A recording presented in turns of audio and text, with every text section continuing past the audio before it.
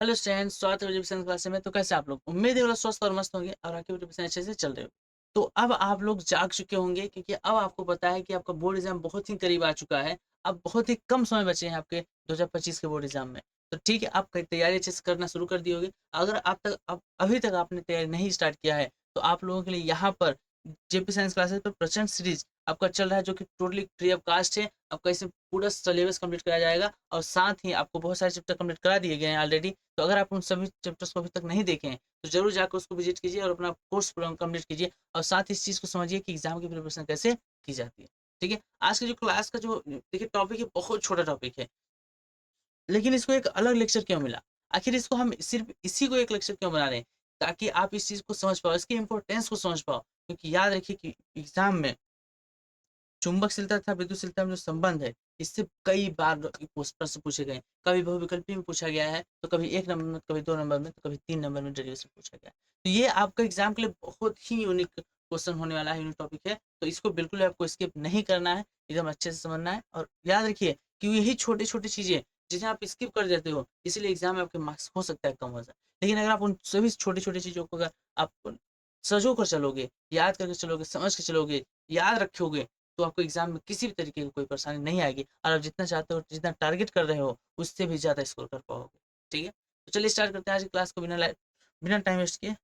चलिए, सबसे पहले देखिए आज का टॉपिक क्या है? आज का टॉपिक है चुंबकशीलता तथा विद्युतशीलता में संबंध। अब चुंबकशीलता क्या होता है? क्या आपको याद है? चुंबकशीलता क्या होता है? देखिए, जो आपको होता है चुंबकशीलता, इसको लिखते हैं म्यू नॉट से। हमने पिछले लेक्चर में इस चीज़ को डिटेल किया था। ठीक है? तो अगर आपने नहीं देखा है तो ज़रूर जाकर डिस्कशन लिंक है, उस लेक्चर को देखिए। दूसरा आपका विद्युतशीलता को लिखते हैं इप्सिलॉन नॉट से, जो कि पहले चैप्टर से बिलॉन्ग करता है। यानी पहला चैप्टर जो आप पढ़े थे, विद्युत आवेश तथा विद्युत क्षेत्र, वहाँ से उठाया गया है तो विद्युतशीलता। इन दोनों आपको संबंध दर्शाना है। क्या दर्शाना है? संबंध। तो संबंध दर्शाने से पहले आपको इसको पता होना चाहिए है क्या? देखिए, जो आपका म्यू नॉट है, म्यू नॉट का मान आपका होता है 4 पाई इंटू 10⁻⁷ न्यूटन प्रति एम्पियर स्क्वायर, ये इसका मान होता है। इसी तरीके से अगर आप स्थलानिवात की बात करें, स्थलानिवात का मान होता है, ये आपका देखिए होता है, स्थलानिवात का मान आपका होता है 4 पाई। ओके, चलिए इस चीज को ना हम थोड़ा सा आपको डिटेल कर दें ताकि आप समझ पाओ कहाँ से आया है। देखिए, जो आपका होता है के बराबर होता है 1/4 पाई इप्सिलॉन नॉट, और ये इसका मान होता है कितना? 9 × 10⁻⁹ और ये इसका मान होता है, देखिए, कूलाम स्क्वायर प्रति न्यूटन मीटर स्क्वायर, ये इसका मात्रक होता है।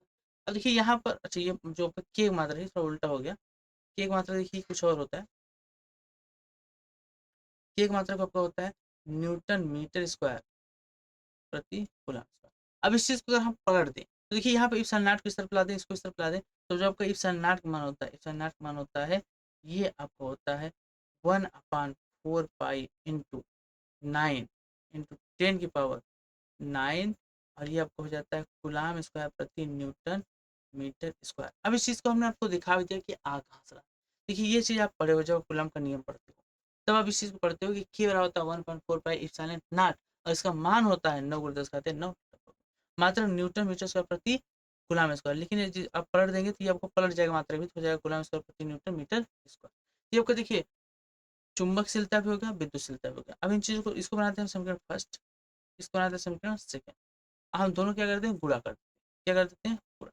दोनों को गुणा करने पर क्या आएगा? देखिए यहाँ पे हम लिखेंगे समीकरण 1 तथा समीकरण 2 का गुणा करने पर। अगर समीकरण 1 का समीकरण 2 से गुणा करेंगे तो क्या बनेगा? चलिए इस चीज को समझते हैं। तो समीकरण 1 का समीकरण 2 से गुणा करने पर देखिए यहाँ पर आएगा क्या? समीकरण 1 आपका क्या है? यहाँ पर है आपका म्यू इंटू इप्सिलॉन नॉट। देखिए हमने क्या किया, एक पक्ष को एक तरफ गुणा कर दिया, म्यू नॉट का इप्सिलॉन नॉट में गुणा कर दिया। इस तरफ क्या आपका, ये आपका है 4 पाई इंटू 10⁻⁷ इंटू, अब देखिए इप्सिलॉन नॉट मान क्या है? इप्सिलॉन नॉट है 1/4 पाई इंटू 10 की पावर, ओके, इंटू 9 इंटू 10 की पावर 9, ये आपका है। इसका मान ये है। अब दोनों को सॉल्व करें, दोनों सॉल्व करें, देखिए 4 पाई क्या हो जाएगा? कैंसिल हो जाएगा। आएगा क्या? आपका आ जाएगा म्यू नॉट इप्सिलॉन नॉट बराबर, अच्छा देखिए 10 का 7 ऊपर है तो माइनस, अगर इसको नीचे कर दें क्या हो जाएगा? प्लस। इसको लिख सकते हो 1/4 9 गुणे 10 घाते 9 गुणे 10 घाते 7। क्या आपको इतनी बात क्लियर हुई? देखिए 7 ऊपर था माइनस था, अगर इसको हम बटे में कर दें तो प्लस हो जाएगा। ठीक है, अब इस चीज को हम नेक्स्ट पेज पे समझते हैं। देखिए यहाँ पे लिख सकते हैं क्या, mu not into epsilon not equal to 1 upon 9 into 10 की पावर 16। बोले लिख सकते हो नहीं, देखो ये आपका 9 था, ये 7 था, 9 7 दोनों घात आपका जुड़ जाएंगे क्योंकि आधार बराबर है, तो 9 7 हो जाएगा 16। इसको हमने लिख दिया 16। इस चीज को एक चीज आप लिख सकते हो, देखो क्या लिख सकते हो, ये लिख सकते हो आपका mu naught into epsilon not बराबर 1 बटे 9 को देखो आप लिख सकते हो 3 और गुणे 10 घाते 16 लिख सकते हो 8 का होल स्क्वायर। क्या आप इस चीज को लिख सकते हो नहीं, देखो 3 का स्क्वायर करो 9 आएगा, और 10 घाते 8 के स्क्वायर करो 10 घाते 16 आएगा, इतना आएगा। अब आप जहां जानते हो, जहां आप एक बार जानते हो, क्या जानते हो, बोलो क्या आप जानते हो कि नहीं जानते हो? हाँ सर हम जानते हैं इस बात को, क्या कि जहाँ सी बराबर होता है 3 गुणे 10 घाते 8 मीटर प्रति सेकेंड।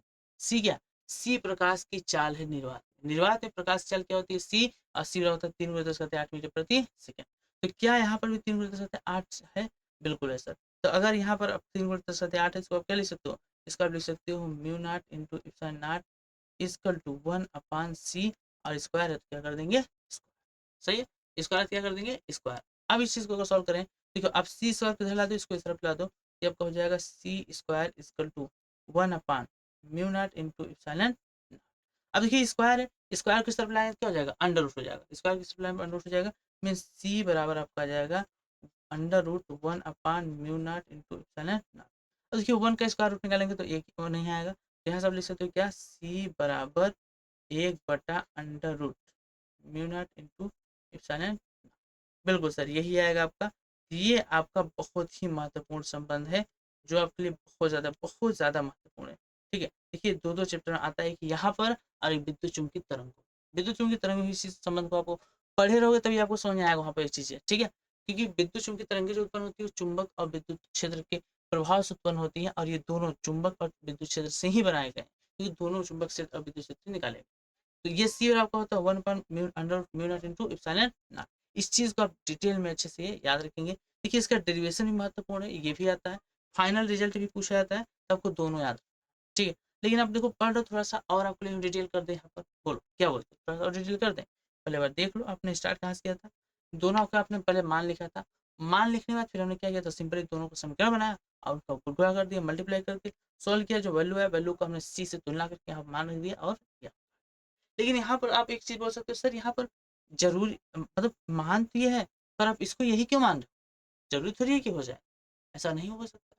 तो देखो है हो सकता है नहीं हो सकता, इस चीज का हम जांच करते हैं। ठीक है, चलिए आज उत्तर की हम जांच करा देते हैं आपको। मतलब मैथ में आप बचपन में बहुत बार पढ़े, अगर आपका 12th मैथ है तो आप अभी करते होगे, और नहीं तो अगर 12th मैथ नहीं आप बायोलॉजी ले लिए हो, 10 तक आपने बहुत जांच किया था क्या, कि सर हम पहले उसमें क्वेश्चन में कहता था कि क्वेश्चन सॉल्व करो फिर अपने उत्तर की जांच करो ये सही है गलत। तो आज हम भी उसी चीज करने वाले हैं, फिर से अपने उत्तर करने वाले हैं क्या, जांच। तो चलिए अगर इसका जांच करेंगे, देखिए यहाँ पर है क्या, जो म्यू नॉट है और इप्सिलॉन नॉट, इन दोनों का मात्रक आप देख लीजिए। म्यू नॉट इप्सिलॉन मात्रक क्या है, देखिए म्यू नॉट का मात्रक आपका न्यूटन प्रति एम्पियर स्क्वायर। तो आप यहाँ क्या लिख देंगे, देखिए आपका under mu not into epsilon naught, जो आपका है under root mu not into epsilon naught, ये बराबर होना चाहिए 1/c के। बोलो सही है, क्योंकि आप इसको इस तरफ लिखो सी को इधर कर दो यही आएगा। हाँ सर जी। तो क्या अगर ऐसा होता है तो इनका मात्रक इससे मानना चाहिए, हाँ तो मात्रक से अगर हम देखें, तो अगर मात्रक से देखें, ठीक है, कौन सा मात्रक लेंगे, देखिए हम ले रहे हैं यहाँ पर आपका ये लेफ्ट हैंड साइड का। ठीक है, लेफ्ट हैंड साइड का ले, तो लेफ्ट हैंड साइड मतलब बाएं तरफ का। म्यू नॉट का मात्रक आपका होता है न्यूटन प्रति ampere square into epsilon not का, जो इप्सिलॉन नॉट मात्रक होता है कूलम्ब स्क्वायर प्रति न्यूटन मीटर स्क्वायर, यही होता है। बिल्कुल सही होता है, लेकिन ये आपका आएगा किसमें, अंडर, इसमें आएगा अंडर। इसको कर देते हैं अंडर। अब सॉल्व करते हैं, देखिए यहाँ न्यूटन न्यूटन क्या हो जाएगा आपका, कैंसिल हो जाएगा, न्यूटन न्यूटन क्या हो जाएगा, कैंसिल हो जाएगा। अब सर अब क्या करें, अब इसके आगे देखिए अगर आप इस चीज को लिखेंगे तो इसको लिख सकते हैं कूलम्ब का स्क्वायर प्रति एम्पियर स्क्वायर, और यहाँ पर जाएगा मीटर स्क्वायर। अच्छा ये बताइए आप कूलम्ब क्या है, कूलम्ब आपका सर आवेश है, एम्पियर क्या है, एम्पियर आपका क्या है सर, धारा है। तो क्या आवेश बटे धारा, देखो क्यू बराबर क्या होता है, आई इंटू टी, बोलो ये होता है। यहाँ से अगर आप टी का मान निकालोगे क्या हो जाएगा, ये आपका हो जाएगा क्यू अपान आई किसके बराबर हो जाएगा, टी के। अब ध्यान दो, क्यू का मतलब क्या होगा, कूलाम प्रति, आई का मतलब क्या होगा, कूलाम प्रति एम्पियर, मतलब कूलाम प्रति एम्पियर को आप लिख सकते हो क्या, सेकेंड। क्यों हो सकते सेकेंड क्यों लिख सकते हैं, क्योंकि समय का मात्रा होता है सेकेंड, बिल्कुल सर सेकेंड लिख सकते हैं। तो यहाँ पर कूलाम प्रति जो एम्पियर इसको लिख सकते हो आप सेकेंड, कूलाम प्रति एम्पियर क्या लिख सकते हो, सेकेंड। ये आपको सॉल्व करो क्या आएगा, ये आपका आ जाएगा सेकेंड, यानी इन दोनों को हमने क्या किया, इन दोनों को लिख सकते हो सेकेंड। अब देखिए दोनों का अगर स्क्वायर है तो इसको लिख सकते हैं स्क्वायर, अब बटे मीटर स्क्वायर वो भी अंडर। तो अंडर से अगर बाहर निकालेंगे तो क्या बच जाएगा आपका, सेकेंड प्रति मीटर, बोलो आएगा नहीं, सेकेंड प्रति मीटर। अब बताओ प्रकाश चाल का मात्रा क्या होता है सर, मीटर प्रति सेकेंड होता है। तो देखो अगर प्रकाश चाल मीटर प्रति सेकेंड होता है तो ये 1/c मतलब पलट जाएगी नहीं, देखो ये इसका 1/, ये क्या हो जाएगा 1/, मीटर प्रति सेकेंड, तो सेकेंड पलट के ऊपर चला जाएगा तो क्या हो जाएगा, सेकेंड प्रति मीटर होगा। वही चीज यहाँ पे है सेकेंड प्रति मीटर, मतलब मात्रक से ये बात सिद्ध होता है कि नहीं सर जो हमने इस पर संबंध निकाला है वो सही, जो हमने संबंध निकाला वो क्या है, बिल्कुल सही है। तो ये आपके उत्तर की जांच भी हो गई, क्या आप जो संबंध निकाले हो वो संबंध सही है कि गलत है, बोलो क्लियर हो गया, अच्छे समझ में आ गया आपको। तो डेफिनेटली आपको समझ में आएगा, बस आपको ध्यान से समझना है हर एक चीज, ठीक है। तो देखिए आज की क्लास इतना ही, इससे ज्यादा कुछ नहीं, इससे ज्यादा मेरे पास कुछ नहीं है आज की क्लास के लिए, बस इतना ही है। लेकिन हाँ जो यहाँ पर आपको इस चीज को बताएं, एक छोटे से वीडियो में आकर इस चीज को अलग से आपको क्यों बताएं, इसलिए कि यह आपके लिए इम्पोर्टेंट है, इसकी इम्पोर्टेंस को समझिए, बिल्कुल भी इसे आप हल्के मत लीजिए कि नहीं सर ये तो सही है कोई दिक्कत नहीं हम लोग नहीं करेंगे तो भी आ जाएगा, नहीं, इस चीज को समझिए, इसकी इंपॉर्टेंस को समझिए, ये क्वेश्चन में आ सकता है, ठीक है। और इस बार आने के इसके चांसेस भी बहुत ज़्यादा हैं, तो काफ़ी महत्वपूर्ण आपका ये टॉपिक रहने वाला है, तो बिल्कुल इसको स्किप ना कीजिए, ठीक है। अगर वीडियो अच्छा लगा होगा तो वीडियो को लाइक जरूर कीजिएगा, चैनल पर पहले आए तो चैनल को सब्सक्राइब कर लीजिए, ताकि आप जितने भी चीज़ें बोर्ड एग्जाम से रिलेटेड हो, आपको उसके बाद जो कॉम्पिटेटिव एग्जाम से रिलेटेड हो, सभी इन्फॉर्मेशन आप तक सबसे पहले पहुँच सके। मिलते हैं नेक्स्ट लेक्चर में, तब तक के लिए टाटा बाय।